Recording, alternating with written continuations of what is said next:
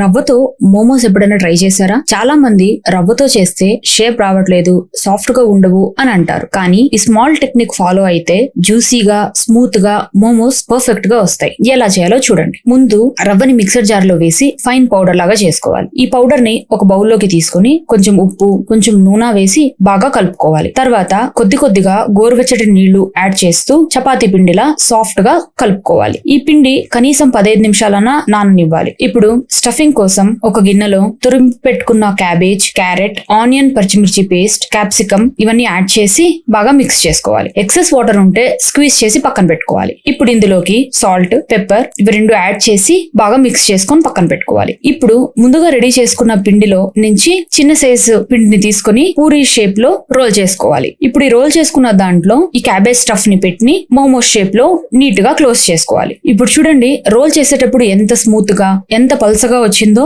మధ్య మధ్యలో బ్రేక్ కూడా అవ్వడం లేదు. ఇలా షేప్ చేసుకున్న మోమోస్ అన్నిటిని స్టీమర్ ప్లేట్ ని గ్రీస్ చేసి రెడీ చేసుకున్న మోమోస్ ని 15 నుంచి 20 నిమిషాల వరకు స్టీమ్ చేసుకోవాలి. చూసారా ఎంత సాఫ్ట్ గా, జ్యూసీగా రవ్వతో చేసిన మోమోస్ రెడీ అయిపోయాయో. దీని మీద కొద్దిగా ఆరిగానో, చిల్లీ ఫ్లేక్స్, అలానే మయోనైజ్, రెడ్ చట్నీతో సర్వ్ చేస్తే చాలా బాగుంటుంది. తప్పకుండా ఒకసారి ట్రై చేయండి.